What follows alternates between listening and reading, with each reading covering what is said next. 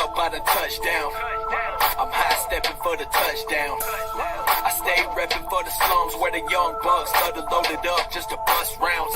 I'm steady having flashbacks. Dirty cash in the glad raps.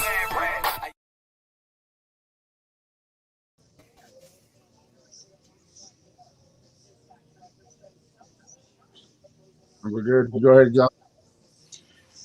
What's going on, everybody? Welcome back to your AFC South Fan Battle podcast. I'm your host, Josh Sr., and we have our special guest from, he's a writer from the Cat Country. Introduce yourself. Hey guys, I'm Ryan O'Blennis, write for SB Nation's Big Cat Country. I'm also the managing editor for SB Nation's only color site for Michigan State. I'm here to talk Jaguars today. We have our commentators from the Texans. Matt. What's going on, guys? Another KC debacle. So I'm here. And we have our other commentator from Colts, Harish. You're on mute there, bud. My bad. I was fixing my hair because it was choking just like the Colts last night. Last but not least, Texan commentator, Justin. You mean Titans? Oh, and the Titans. Yeah, we don't want that trash over here in Texas. Thank you, Patriots. Thank you, Ravens, and thank you, girls doing lap dances in Ohio. It feels great to be on top of the division. Well, let's get into it. I've got breaking news in the NFL world. John Gruden, he resigned from the Raiders. Any news on that front, guys?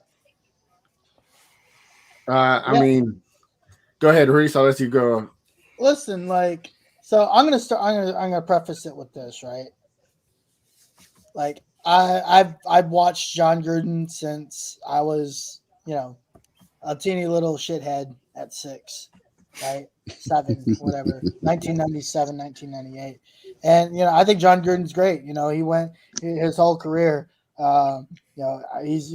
an NFL legend. He's a legend in the star perspective of a very well-known name, very well respected, but this shit is kind of unreal and you can't escape it. Like, you really can't. I think the icing on the cake is over the last year, in your own end zone and the field that you coach in says "and racism," right? And this is what they find from you personally. So, and you have a bad month, you have a bad day, shit happens, like whatever, right? But this isn't just like 1 or 2 incidents. This goes over multiple years and multiple incidences of different types. This is who he is. You have he basically has 2 personalities, right? He has ESPN John Gruden, and he has I'm a shithead racist motherfucker John Gruden, and that's exactly who he is. The thing that kind of first I want to say none of this is right. Everything he has said and done is horrible.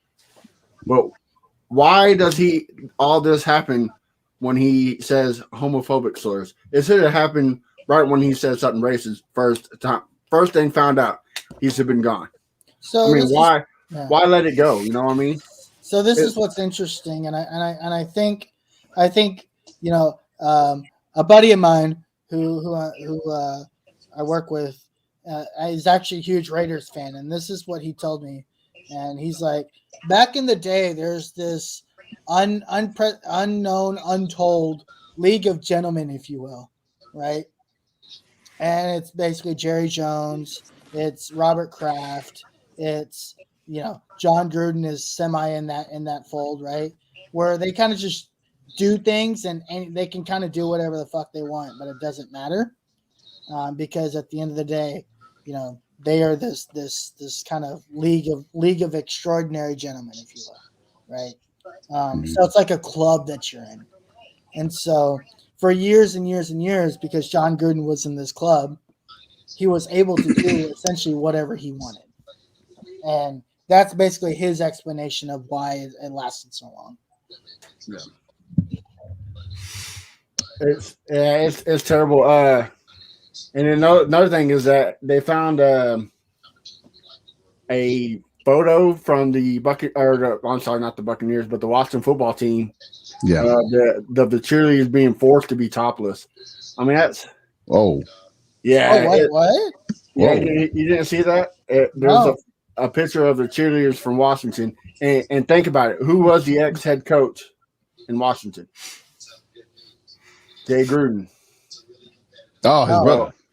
Well, Gruden was friends with what's his name, Allen up there, which is what this was all coming from. Is where all these multiple emails came from. Is what their investigation of the Washington football team. Yeah, a lot of shady stuff is happening up there. So Dennis Allen, Bill Schneider, they're all part of this League of Extraordinary Gentlemen. I think it's about to come to an end as we speak. Yeah. As it should. The NFLPA just got approved that I think it's 650 or 450,000 emails will be released of all over the NFL. So yeah, it's gonna be terrible. Ryan, what do you think about all this? That's a lot. Yeah, I mean, like you guys mentioned, the Redskins, they kind of been under investigation for a while for all of these kind of just like terrible culture that they have there, kind of heinous acts that they've been doing. So the fact that Gruden had this conversation with Bruce Allen wasn't really surprising to me. It just goes to show how quickly you can fall from grace when you do and say terrible, stupid things for no reason. Like Gruden wasn't even an employee of the NFL, I don't believe, when these emails are sent. But personal email, that kind of stuff gives them immunity to say this kind of stuff. Like you're eventually going to be found out. And then at his press conference on Sunday, didn't he say, "quote, I don't have a racist bone in my body"? You're right. Wait, Gruden said that? Yeah, he did. Yeah, he did. Oh wow. So if you don't have a racist bone in your body, you got misogynistic and everything else. So yeah, I don't know. I mean, it came out of nowhere, but it was the right thing to do to get him out of the league. Yeah, I agree. Yeah, I mean, you just what was it? It was last week when just the one email was that we found out about it from 2011, talking about who was it, the NFLPA president or something like that we was talking about. And like I said, okay, I heard about that and I just sort of took it as, and I think Tony Dungy had kind of said it too in the Sunday Night Football. He says, this is the one email. I have to be able to take him with what he said as context and then show that he's maybe evolved from 10 years from now, right? Because it's 2011. People change. And I was willing to sort of just say, let's give him a chance to sort of prove that he is different. But then, of course, this comes out and it's just showing repeated history of till his president is 2018, where it's it's a lot of offenses there. So it's definitely the right decision for the Raiders to move on. Right. It was reported today that the Tampa Bay Buccaneers is going to remove him from the Ring of Honor. Mm-hmm. They put a statement saying that they don't stand for it, and he's going to be removed from Ring of Honor. And as it should be. I mean, let's be honest. It 100% should be. Right, and I don't think anybody. I mean, you can't take away the accomplishments that he has had as a coach, and especially in Tampa and Oakland. I mean, the guy was an offensive guru for a long time. He was a great schemer. He really knew how to coach quarterbacks. I mean, I know Brad Johnson was never really that great, but they won a Super Bowl. Brad Johnson, that's great. But it's just the optics of having that on your stadium. It's just, you can't, especially in this day and age, it's not really something you can do. Well, let's be honest. Tony Dungy got him that Super Bowl, but Tony Dungy built that defense for sure. Yeah. No. Bill Callahan's dumb shit ass got him that Super Bowl when he ran the exact same playbook that John that's Gruden true. ran. That's true. Let's all be honest. Well, hey, John Gruden took two teams to that Super Bowl then, Fair enough. Listen, you can absolutely erase John Gruden from NFL history and NFL minds. That what he's done is inexcusable. He will never step foot in the NFL ever again. He will never be associated with the NFL again. And me personally, like, again, this is my personal opinion. You guys feel what you want. He is non-existent to me. Like, I thought John Gruden was awesome. He was great. You know, again, quarterback guru. He led Brad Johnson to a Super Bowl. He's done wonders with David Carr in this Las Vegas Raiders football team. Like, that's all great. But now David Carr still playing? Derek Carr, whatever. The Carr that's not shitty, right? As far as I know, it doesn't matter anymore. It's all washed in my mind. Like, Gruden also has the only gay player in the NFL on his team. What's that? I said Gruden also has the only openly gay player in the NFL on his team, right? Yeah. Exactly. That makes it even worse. Yes, that's terrible. You have that guy, Carl Nassib, on your team in your end zone, your own end zone that you look at 9 times a year or 8 times a year. It says "end racism." Like it's disgusting. It's basically it's fucked up at the end of the day. Well, like we said many times on this podcast, we're moving into an era now, a culture of we're going to be better, you know, and they're going to cancel everything that is not. And I think this is a great thing to cancel is somebody that's homophobic, racist. Like, we don't have time for that. We really don't. That's why I felt it was important to say that, like, when I heard about the thing from 2011, that I'm willing to let people show that we've evolved in that sense of time. But of course, there was that more that came out that showed that even since then, it's been a continued sort of character development. So I think that, you know, we don't stand for that stuff. We don't want to stand for that stuff as a society. But I also want to allow room for people to show that they have maybe changed from when they were younger or, you know, less enlightened. Yeah. But here's the thing, though. Weren't some of these emails for, like, recent as of, like, last year? I believe 2018 was the most recent. No, but I could be really wrong. 2020. 2020 was. That's what I'm saying. I mean, he ticked the boxes of everything. He had problems about female officials being allowed. He had problems that he felt the league pressured Jeff Fisher into drafting who was it from the Rams? Sam. Like he was talking about the NFLPA president. I mean, he used a lot of called Roger Goodell a homophobic word. He was using a lot of words that, you know, are used in derogatory fashion, and he just sort of ticked all the boxes for, you know, how to get fired in 2020. The national anthem, I think, was something. The national anthem. I mean, this is like, it was right out of a playbook of everything that gets you in hot water. He did every one of them. Right. Well, what's that saying? They're saying behind closed doors. Right. You know, you got to be careful. I mean, not be careful. Just don't do it. Why be that type of person? You know what I mean? Why be so hateful? Just don't be a shithead, basically, at the end of the day. Right, exactly. That's what I'm trying to say in nicer terms, but, you know. Fuck it. Well, if there's no other news, let's get on to the recaps of the games. Starting with the Titans and the Jacksonville Jaguars. Ryan, you want to touch on the Jaguar side? Well, you know, so Jags are coming into this game after a whole week's worth of distractions thanks to their head coach in the club. But I was really hoping that, you know, they'd put all that stuff behind them and just kind of come out and play football. And in the beginning, they were competitive. And, you know, they looked like they really, you know, I think the team is really hungry to win. And they were showing that.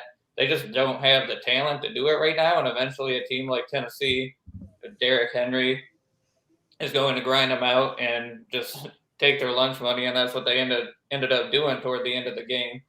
You know, I think that the Titans maybe aren't quite as good this year as they have been the last couple of years, but I still think they're the best team in the AFC South because the division is so garbage right now. But, yeah, you know, it's still seeing some positive developments from Trevor Lawrence, from James Robinson. I don't know why you know, they didn't give on that 4th and goal call. Yeah, I was going to ask about that. Why is Carlos Hyde getting that? Ball to either James Robinson or let Trevor Lawrence, he's 6'6", do a quarterback sneak. Correct. I think Frank Reich made that call. Yeah, because you're right back in that thing. You guys get that touchdown. Yeah. I think Frank Reich was calling the play on that call. Mm-hmm. Yeah, from the press box. Well, the reason that they said they didn't want to give Lawrence the sneak is because he quote hasn't done it live yet, or they haven't practiced. I mean, he it walked enough. one in earlier in the game. Like he's gotten multiple rushing touchdowns by now. And like all he's got to do is reach the ball over. He's 6'6". Like and pretty big. But anyway, at least if you're not going to give the ball to Lawrence there, give the ball to James Robinson, who was averaging like 8 yards a carry or something ridiculous and already scored. Instead, they give it to Carlos Hyde, and he gets stuffed.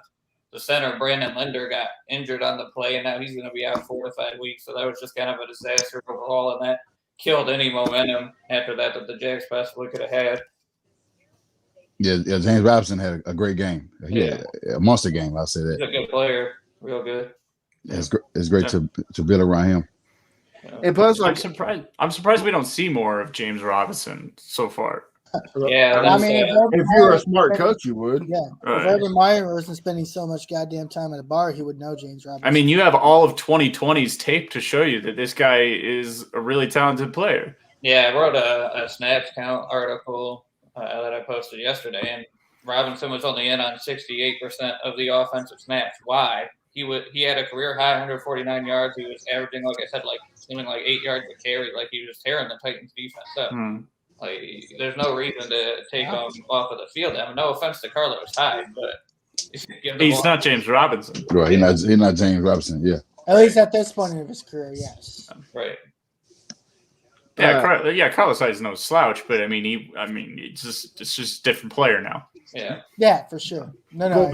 But ending the game on Thursday against the Bengals, who to me doesn't have a way better defense, but has a slightly better defense than the Titans. Y'all look pretty good. I mean, it was a close. Don't compliment us like that. Come on, a lot of people are better than the Titans' defense. It's not even close. Well, I'll try to give you a little compliment, but okay. But that Cincinnati game, the Jags defense actually played really well in the first half. That was by far your best game, that Cincinnati game. In the second half, Joe Burrow and Jamar Chase and everybody just destroyed them. The defense has got a lot to figure out still. And, some of it is on the coaching and play calling, and some of it is just, like I said, kind of lack of talent right now for the Jaguars where they don't have, what they need to be able to compete right now in the NFL. They lost 20 games in a row, for God's sake. Like, we're going to take some time to get better with them, but you want to see the progress, and you want to, it seemed like after the Cincinnati game, it seemed more like a positive development. This Tennessee game looked a little more like they were. Does it feel? I know Justin was on here talking about, and Justin, I think Todd was talking about it too, about how like the first 2-3 weeks of the season, even preseason, you were seeing like the same offensive schemes that were being run last year with the other Gruden. Is there something going on with Urban Meyer where he's not just doing it? Is he just sort of half-assing it? Like, I don't think that he's half-assing it. I just don't think he really knows what he's doing. He's treating this like it's college. Yeah, exactly. He's still in that college mindset where he's still getting, everything for him is a learning process like Trevor Lawrence. He's still figuring a lot of stuff out about how the NFL game works and the process works, and the speed. Maybe the coordinators aren't doing a great job either. That with some of the play calling has been real questionable, like I said, on the 4th and 1 call and stuff like that. But we have some comments. Somebody says bad teams find a way to lose. Etney was a wasted pick with Robinson, and also the season for the Jags are not about wins. It's about development. Everything will work itself out. Well, I think that was the goal to start with, wasn't it? Like, it wasn't necessarily about wins; it was about development, right? Yeah, that's what rebuilding teams do, right? So do you still think patience is the way to go with this? I don't think that. I think you don't have a choice. At the point where you lost 20 games in a row, Wow. like eventually patience needs to run out. You got to find a way to win. Like they're, I think, at the second longest losing streak in NFL history, and I think 26 with the Buccaneers is the most, and they could get there. You're tied with the Lions right now. Yeah. But that's a good point. It's not the same offense. Yes, it's 20 games in a row, but it's 20 games amongst 2 coaching staffs. I say you can't put all 20 at Urban. It's not on Urban, right? It's only Right. 5. So I do think patience last year. Now you got 5 games into the season, but Meyer said himself, like, this is in the, leading up to the season, this is just going to be a 1-year rebuild. Like, they weren't, I don't even think they like to use that term, but they, it is what it is. Like, this team is not built to win right now. That's understandable. John, you want to touch on the Titans? From the Titans' perspective, I mean, we're taking wins that we can get. It hasn't been pretty. The story for us has been just mistakes. We did a much better job protecting Ryan Tannehill. I haven't watched much Jaguars this year. I just don't know if it was the competition we were going against or if it was just cleaning up a little bit more. I mean, it's sad to say. I think you guys got us 3 to sack Tannehill 3 times, which is really sad when I say, hey, great job. He didn't get sacked a lot, and he got sacked 3 times. It's like, so it feels like we cleaned up a little bit there. It was nice to have A.J. Brown back, although he was on a limited snap count. It did feel, though, his presence was impactful. Like last week against the Jets, it was just clear that not having any receivers who can beat any kind of man or zone coverage was just the death of us. So it was nice to have A.J. Brown there. Didn't have like a monster day, but I think his presence was definitely a contributing factor. Derrick Henry is just going to Derrick Henry. He's just going to get those 1-2 yard gains in the first, second quarter, and everybody's going to cheer and scream whenever you stop Derrick Henry for 1 yard. And then in the fourth quarter, you're going to realize, oh crap, he's wearing my defense out. It's not us wearing him out. That's just the story of Derrick Henry. It was a pretty typical Titans game that we've seen for the past year and a half, where we're kind of sloppy. Defense isn't very good. Like, you guys were making big plays. It wasn't nice. Yeah, James Robinson had a great day. Who was it? Is it number 10 on Jacksonville? He got open for a big play. There's big plays. Yeah, there was big plays that were being made. But overall, it was a pretty typical day for the Titans. It was just, messy win. It's a win we're supposed to get, which is nice. It always feels like we can never really close out teams. I know the box score is going to make it look like we kind of dominated you guys, but you guys were right back in it until that 4th and goal stop. So it was pretty typical. I'm just hoping to get Julio Jones back and A.J. Brown to full strength and not on a snap count. We're about to head to the darkest period of our schedule. The next 5 weeks are going to be very tough. I'm hoping to get 2 wins, and that would be lucky if we get 2 wins out of our next 5 weeks. So this is all just about hoping that the rest of you guys keep losing so that we can maybe try to salvage some sort of division title. Yeah. I mean, we saw Derrick Henry have another monster game against the Jacksonville. I mean, he's doing what he does. He's just, I mean, he's on pace to get another 2,000. I'd like to see them lighten his load, but I mean, I guess he doesn't really show any signs of slowing down or even getting tired, but I don't know. What's the deal with this load management thing that we've been hearing for the last 2 weeks? That they've been saying it, but they haven't been showing it. I mean, he's still getting a lot of touches. So I mean, they've been saying they want to reduce his load, but I think the injury problems to our receivers also hurt as well. That's Matt, you want to speak on the Texans and the Patriots game? Yeah, I mean, if I have to. I mean, we started off good. I mean, it looked like it was going to be a good offensive battle. We drove down the field and scored, which is the first time we've done it in a while. Missed the extra point. And then the Patriots went down there and scored, and surprising again, we went down there and scored again. The real good thing I've seen was time management in the first half. Davis Mills moved the ball. I think the first scoring play took 7 minutes. That's what you want. You want to keep teams off the field, especially with the head coach like Bill Belichick. You don't want him to have any time to have.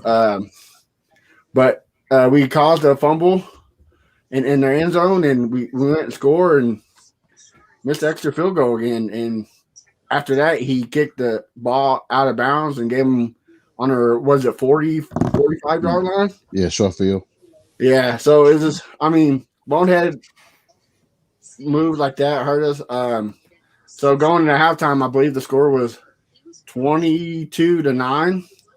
It looked like we were going to win. Yeah, I thought you were going to put it away.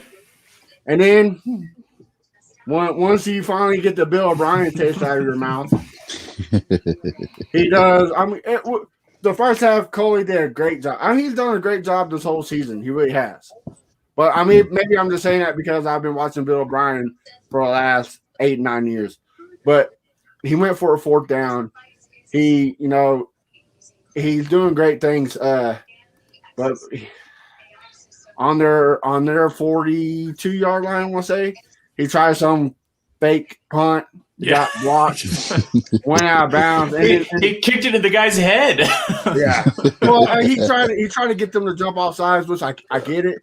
But you can't have your punter like right behind the center. There's no room for him to kick the ball, So right there, one of our other commentators, Dylan, said, "Man, I got a vibe of the Kansas City Chiefs game." I was like, "Oh no!"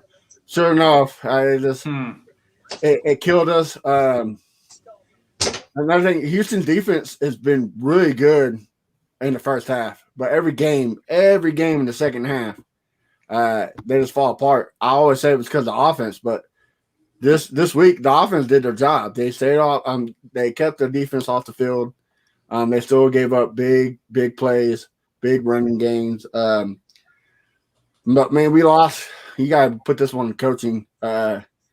He used the timeouts when he shouldn't. That dumb fourth down play with the punt, and then when you have a penalty, you should have declined it and let them score. But he accepted it and made Bill Belichick run. Bill Belichick is the GOAT for a reason. Like, he finds ways to win. You cannot give him the opportunity, and that's what Coley did. It's a learning curve. I mean, yeah, he's been in the NFL for years, but there's been some code like game situational calls that have been just so strange. Yeah. He's trying to change it up. It's all about culture, right? I mean, and he's trying to change that, which I applaud him. But sometimes it's like, bring it down a couple notches, just let it ride, and let's see what did he do? What was it, that punting that he did like on third down or something like that? Like, was it earlier in the season? And then you have like this punt that he kicks into the back of his head. I don't know. There's just that was strange. This week. Yeah, that was this week. It's very frustrating. Davis Mills looked great. I mean, he had a great game. Yeah, 28, 300-something yards with 3 touchdowns. Yep. I mean, dude balled. So, I mean, that's you got like you said earlier.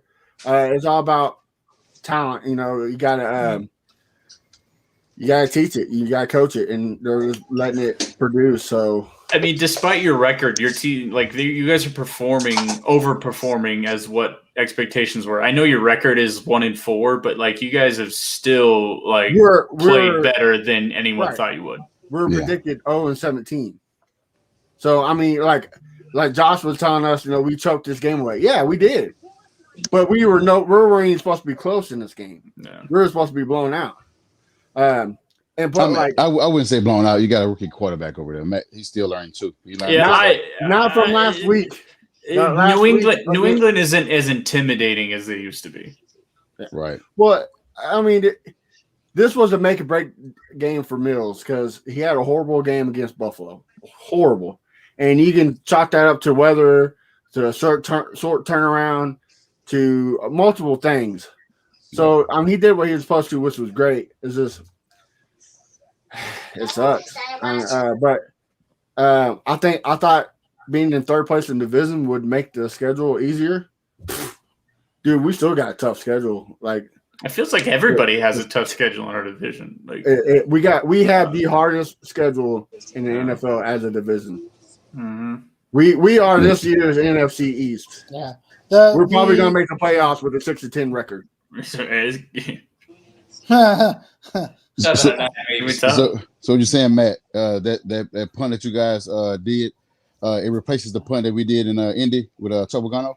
I wouldn't say it that bad. That was pretty. No, I freaking don't even bad. want to talk about that. Right. That pun is. That's too long. That's so ancient history. Yeah. All But, right, it's vivid in my mind. Yeah. it's just, I get it if they, if it worked, it worked. But that's what happens when you try to do, trick play. Is it? As a Colts fan, you also know it just blows up in your face a lot. it did. Shut up, Matt. Well, speaking of the Colts, Reese, want to recap of the Monday night game? Josh can't do it. He can't do it. He's not in the right mindset. Yeah, I can't do it. All right. First and foremost, I just want to start off with this. I just want to let everybody know I'm not avoiding taking my L in the group. I literally got banned for saying potato. I'm not joking. I'm banned for 30 days for saying potato. So I'll see you guys when I get back. Don't ever call anybody a potato because you'll get 30 days for that on Facebook. That's all I'm gonna say. Why did you call somebody a potato? So what actually happened was You may be banned for the group, but you're on the air. Let's hear it. he was correcting my spelling of potato, and I agreed with him and just corrected it to potato, and I got banned. That's literally what happened. So anyway, let's preface with that. Speaking of fucking potatoes, I think fucking Frank Reich has a goddamn potato in his motherfucking brain. I think Matt Eberflus grew up with the fucking potato yesterday in his goddamn brain. That's how you really feel there, Reese. Jesus fucking shit, man. Look, That's how I feel. Hey, Lamar's pretty good. Lamar is fucking shit. Here's the thing. We made Lamar. I know, because you talked about it all last week. You're like, he sucks. He's all that stuff. We made Lamar He had a Jackson career day. look like Peyton Manning. Remember the first year Peyton Manning went to the Denver Broncos and he fucking threw to everybody and their next door neighbor? That's what we made Lamar Jackson do yesterday. Listen. Crazy. And made Mark Andrews look good. There's a couple things here. And Colts fans will get this. Remember when chopping wood wasn't fun anymore? Yeah. Well, you know what? Yeah. That was my bad. Isn't fun anymore. I'm sick of that shit. Frank Reich needs to get rid of that. Oh, He picked that up for Bill O'Brien, I bet. I don't give a crap. I don't know where he picked it up from. I'm tired of it. He basically this morning, the first thing I read when I woke up was crazy. That's on me. No, Yeah, dude, bad. I'm tired of it being on you. All right. Well, is part of it like a confluence of like bad luck because your kicker gets hurt and like you're like one field goal away from putting that thing away? Stop. That's the problem. Yeah. Your field goal kicker is hurt. You know this. And you consciously when did he get hurt though? Before the game even started. Right. But it's like but I'm saying like 2 days before the game or like right before the game? Pre-game. Okay. Pre-game. Well, it's like you can't just pull another kicker out of your butt. You got it. So now you choose today to be like, you know what? Let's be safe and go kick the field goal. It's not like he for fourth down like I do every other goddamn day. But it's not like he missed kicks during the game too. He made some kicks during your game last night. He left 7 points on the board. Right. But he did make some points. We lost by 6. So, well, to be fair, one was blocked because the kicker has a fucking hip contusion. He couldn't turn his asshole. What are you talking about? The offensive line lets Calais Campbell do a spin move on him. Listen. Or a swim move. So that's the problem, right? So we all know that Calais Campbell is great. So. Yeah, he is great. You run a draw play on 3rd and 8 for God knows why. Especially when who is it 23 on Baltimore who is just whoever the 23 is on Baltimore, like Wentz was just targeting him all game and he was just eating him alive. The guy filling in for Peters. Just throw to that guy. That entire drive you threw the same guy on 3rd and 8 where actually Wentz has made a lot of really good third down plays this year. We're we're like 85% on 3rd down for the entire game. And he decides to run a draw play on 3rd and 8 when they're literally sitting in the box heating fucking campfires. We're like, look, there he is. Let's go get him real quick. Listen, I've defended Frank Reich. I've defended Matt Eberflus. I'm just so sick of the bullshit. Like I'm tired of it. Like to me, Frank Reich has to re-earn my trust as a fan. I don't have any say in anything, obviously, right? But me as a fan, I'm done with Frank Reich. I want him. I don't want him to call the. If he either needs to give up the play calls. Who's the defensive coordinator over there? It doesn't matter. He's fucking dog shit. Yeah. He was headed to Houston to be a head coach. Yeah. Here's the thing. Here's the thing. Yes, I understand. So what really changed the game is after we went up 23-3, for some random ass reason, the entire secondary is out.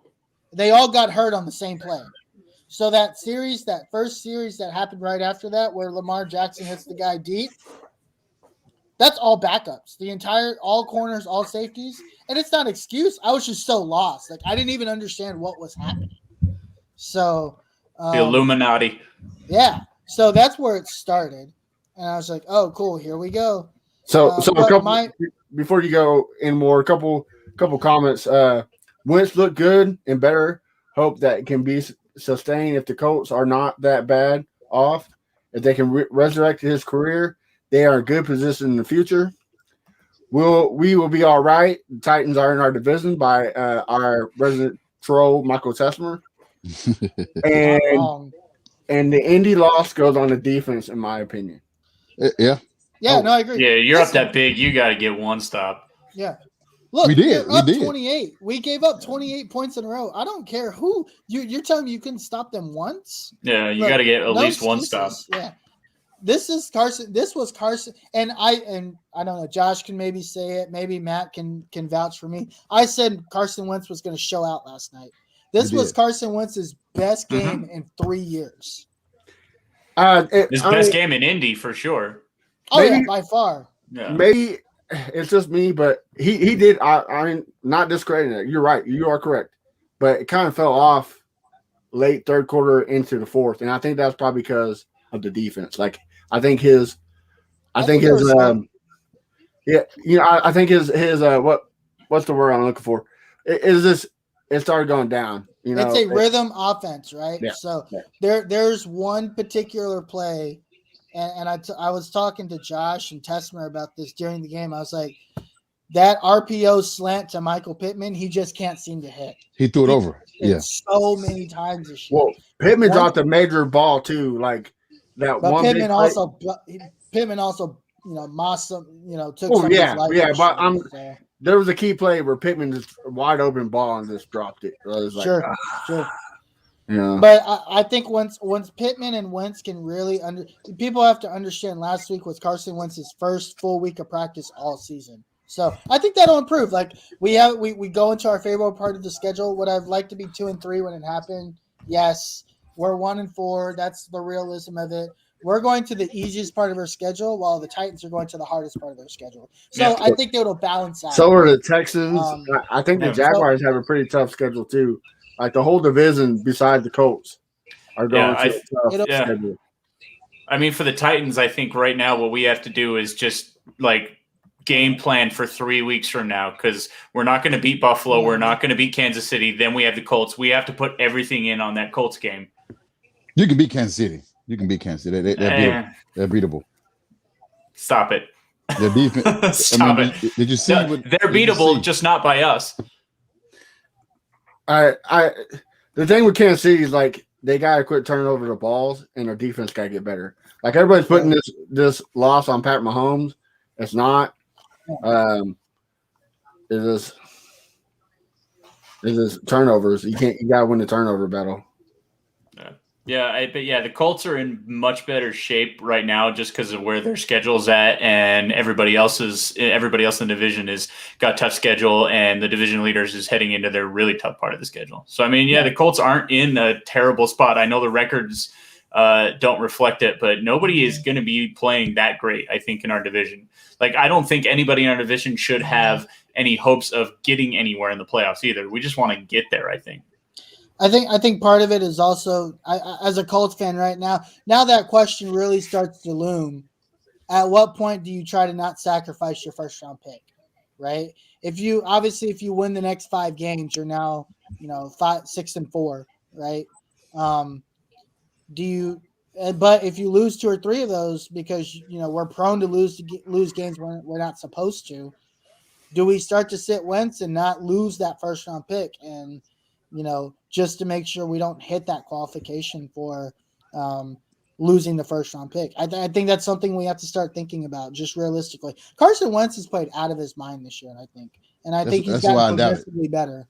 That's why I doubt they rest him or sit him. I don't think it's time to think about that yet, Harish.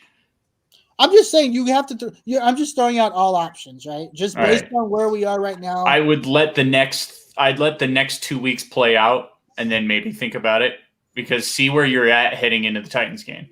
So the thing is, the bad thing is about injuries is what happens after injury. Sometimes guys come back right back to form. Other times guys fall off.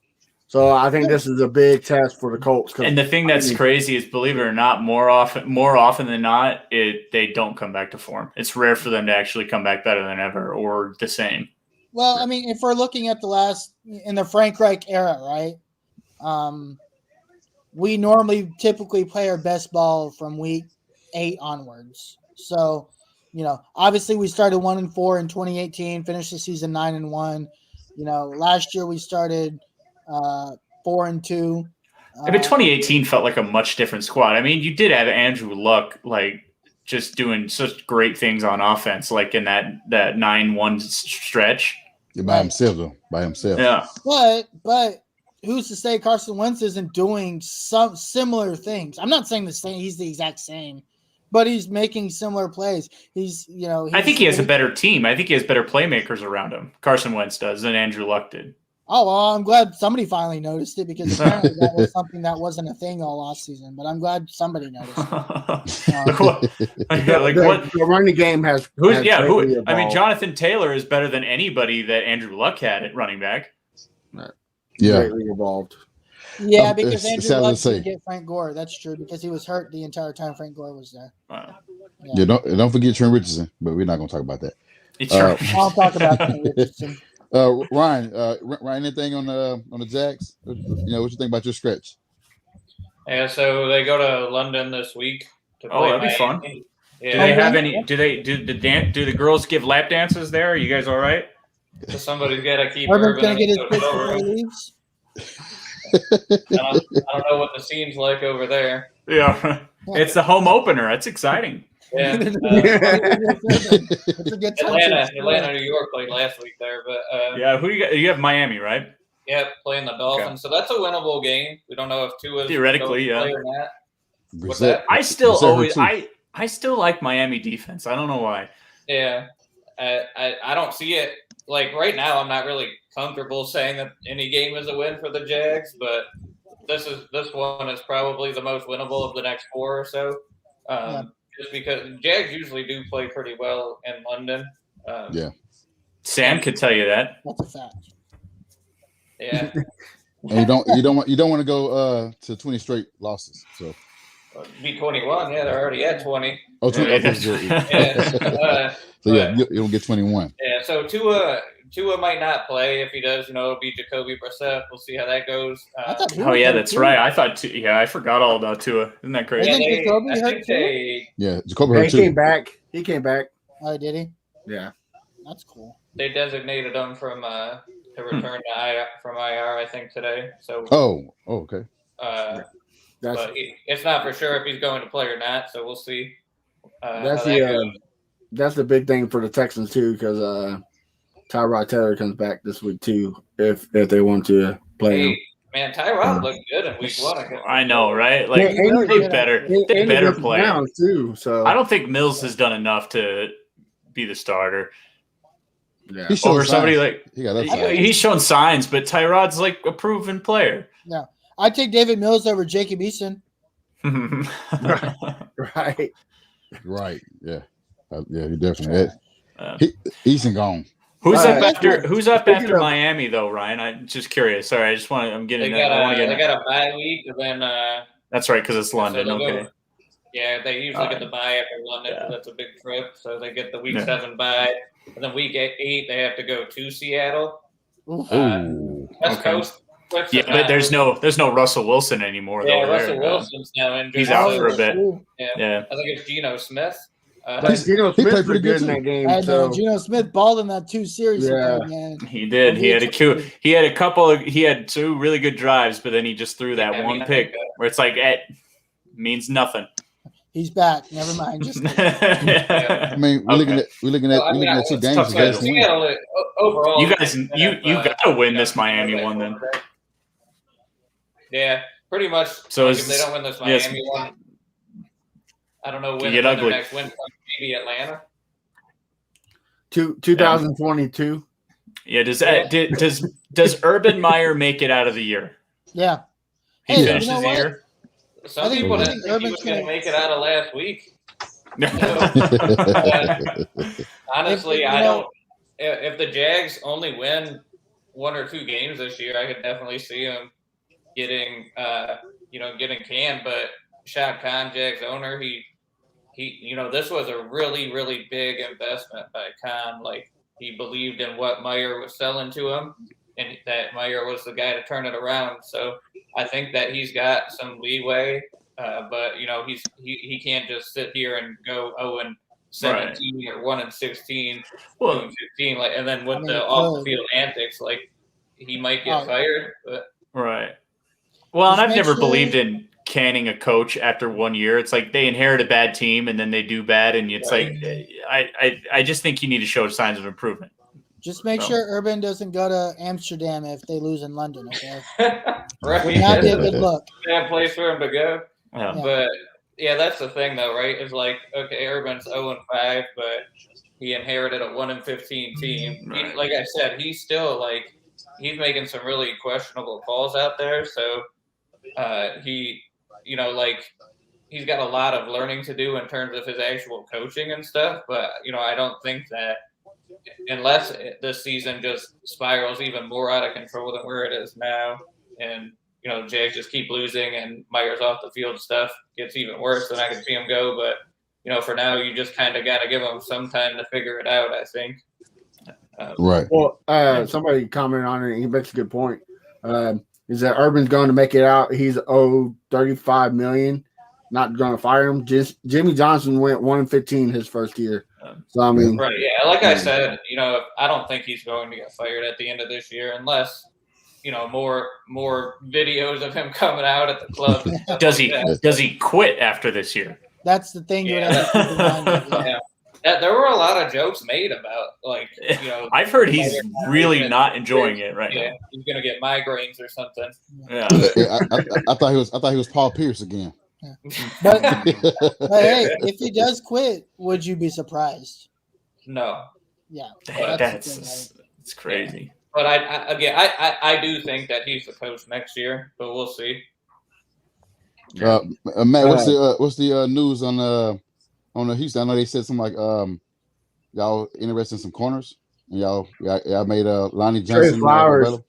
Trey Flowers is actually being looked at by the Titans, Colts, and Texans. Oh, cool! So, I could use Trey Flowers. Right. I think we all can use them at this point. Lonnie Johnson made a tweet yesterday and said shit's looking crazy, and everybody asked what's he talking about. He said you'll find out soon. So maybe a Lonnie Johnson trade. Lonnie Johnson to the Colts. Awesome. I'll take him. Take him. We'll give him to you for a 4th round. And you can have him. Will y'all take Matt Eberflus too? No, yeah, come on. We'll take Lonnie. We'll take Lonnie for Marlon Mack. That's a fair deal for me. Yeah, well, Mac wants out of there. Yeah. He's actually being looked at by Kansas City. Look at him. He looks good. Mac is getting looked at. Yeah, Kansas City needs somebody too. I think this Clyde Edwards-Helaire I don't know if he's got it. But speaking of the Texans and Colts, we play each other next week. Hurries, Josh. Oh, that's right.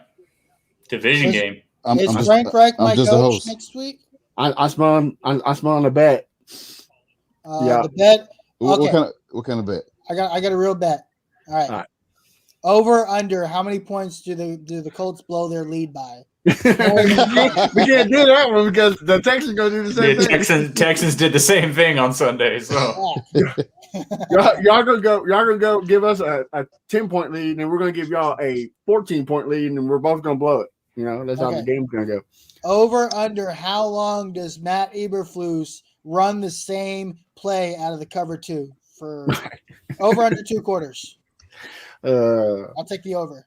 Yeah, I'll say. Frank Reich for Coach of the Year. Let's go. I'll make a real bet for $20 to your choice of charity if the Colts win. Well, my choice of charity would be tickets to the game in December. The Josh Senior Fund. Yeah, so I'll take that bet.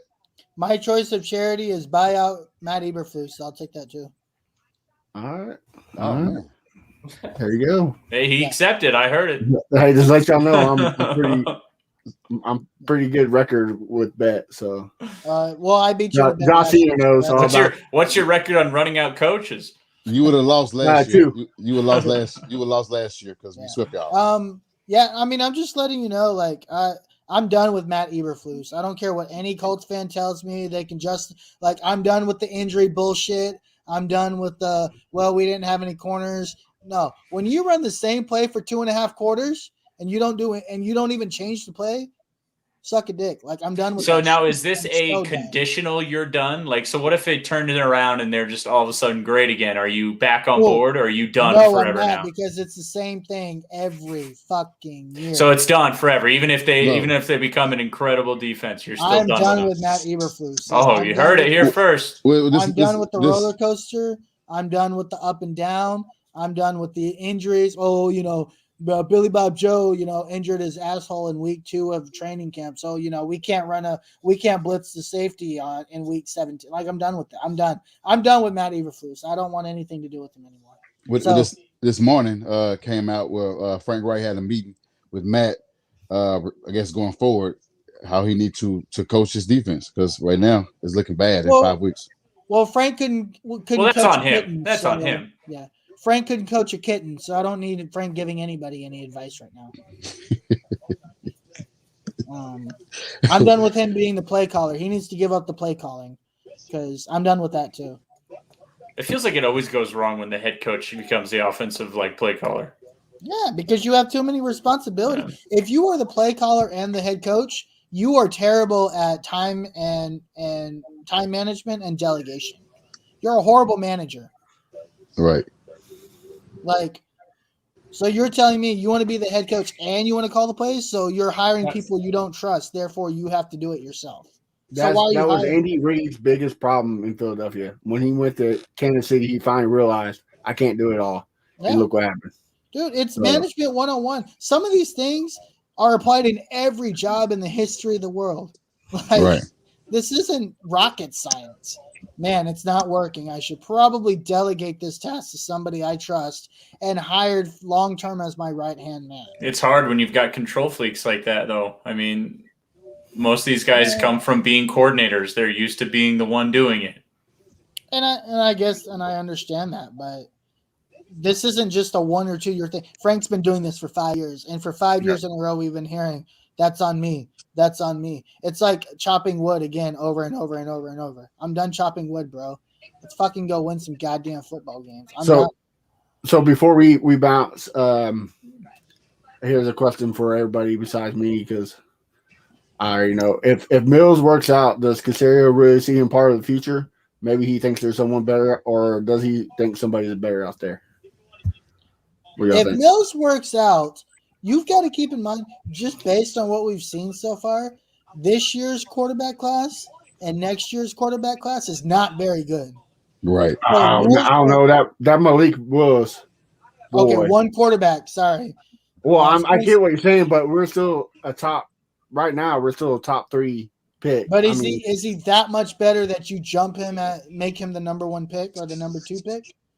What was he projected, like top 10? So maybe. No, he was not even projected in the first round. He was projected in the second round. So you're going to jump him from the second round all the way to the top 5?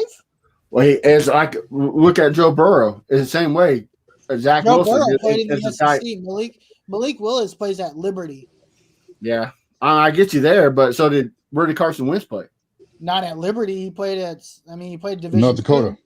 At the school that's the same type. It's a not a big school. It's in the same. But North Dakota State was a Division That's a II different. powerhouse. That's a different. No, it's Division II, right? They were a Division II powerhouse. Well, okay, they're still Division II. Same as Liberty. And to be fair, Carson Wentz only got drafted because him and Frank Reich went and circle jerk each other on some missionary trip, and they're like, "Hey, I love you. You love me. Let me draft you." And Facebook user, I don't know who the user was, but said, "Oh, it was our boy Chris Jackson." Wyoming wasn't a big school either, and look who came from Wyoming. Josh That's Allen. Division I, though, isn't it? Division I. Yeah, when Josh Allen, it was still Division II, I believe. When Josh Allen Wentz was Division I, but he was FCS. Yeah. Okay, but still, okay, cool. Malik Willis. Outside of that, Spencer Rattler's dog shit. Garbage. Yeah, I give you that. Howell doesn't look good. The Strong from Nevada doesn't look good. The guy from Mississippi, Ole Miss. I mean, he looks like shit too. He's terrible. He basically for 3 weeks beat up on a bunch of nobodies, got his ass whooped by Alabama, and then who's the guy from OU? Oklahoma looked really good this last week. That shit is not funny. I literally would log off this shit. You know what? Since you brought it up, how is it? I have a legitimate question. How is it that two teams that I like on the same weekend shit the bed the exact same way? 24 hours from each other. 72 hours. Jesus Christ. Yeah, I forgot, but they played Monday, didn't they? Yeah. Like, I don't understand. Texas shit a 22-point lead.